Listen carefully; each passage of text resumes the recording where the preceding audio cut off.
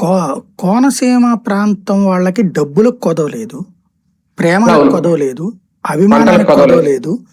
ఉమ్, ఇక్కడి నుంచి వెళ్ళి ఢిల్లీలో సుప్రీంకోర్టులో లాయర్లుగా పనిచేస్తున్న వాళ్ళు బోల్డ్ అంతమంది ఉన్నారు, హైకోర్టులో సుప్రీంకోర్టులో.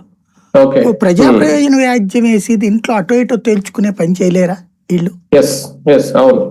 అలాగే కేంద్ర ప్రభుత్వం దగ్గరికి వెళ్ళి పోట్లాడలేరా వీళ్ళు?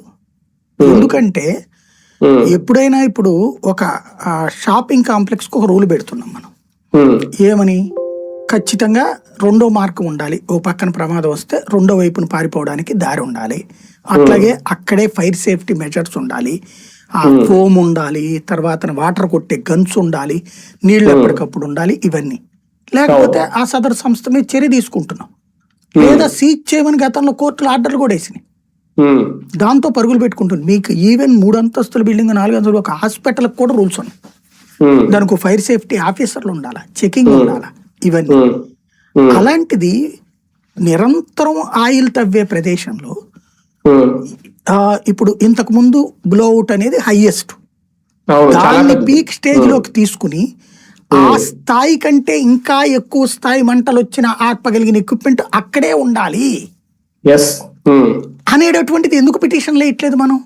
ఎందుకు పోరాడట్లేదు మనం? ఉమ్, ఎందుకు ఓఎన్జీసీ కార్యకలాపాలని స్తంభింపజేసి నిలదీయట్లేదు మనం? ఉమ్, అట్లా లేనప్పుడు అసలు ఇక్కడ చెయ్యొద్దు నువ్వు. ఉమ్, అరే ఏ క్షణంలో నేను బతుకుంటానో లేదో నాకు తెలియనప్పుడు ఇంకేంటి అక్కడ? ఉమ్, వాడు మంట వస్తుందట, తగలడుతుందట, ఎన్ని రోజులు తగలబడద్దో కలెక్టర్ చెప్పలేడట, ఎవరు చెప్పలేరు. ఎందుకు మరి మీరందరూ ఆ నిపుణులు కూడా తీసుకునే చెప్పలేకపోతున్నారు. మెజర్స్ ఏంటి? ఇంకా ఉమ్, అంటే ప్రభుత్వ రంగ సంస్థ అయితే తప్పు చేస్తే ఒప్పుకుంటారా మీరు? ఉమ్, ప్రభుత్వ రంగ సంస్థకి హత్యలు చేయడానికి ఇప్పుడు ఇప్పుడు అడెవడో మొన్న ట్రావెల్ బస్సు తగలడింది, కేసు పెట్టి అరెస్టులు గిరెస్టులు అంతా చేశాం కదా. ఉమ్, ఇక్కడికి వచ్చేటప్పటికి ఏమైంది? ఉమ్, ఇక్కడ అరెస్టులు చేయాలి కదా లెక్క ప్రకారం అయితే కనుక. అవును. ఓఎన్జీసీ వాళ్ళని అరెస్ట్ చేయాలా, లేకపోతే ఆ కంపెనీ డీపో ఎవడో ఉన్నాడు కదా ఆయన పట్టుకోవాలి కదా. ఎట తగలడతారా మీరు అనేసి. అంటే ఇక్కడ ప్రాణ నష్టం ఏం జరగలేదు కదా, అందుకనే లేకుండా ఆస్తి నష్టం, పొలాల ఆస్తి నష్టం ఉంది. మరి? ఉంది. పొలాలు దానికి అంతటికి ఎవరిది బాధ్యత? కొబ్బరి చెట్లు మాడి బసి అయిపోయినాయి. ముందు అసలు నీ దగ్గర రెమెడీ మెజర్స్ లేకుండా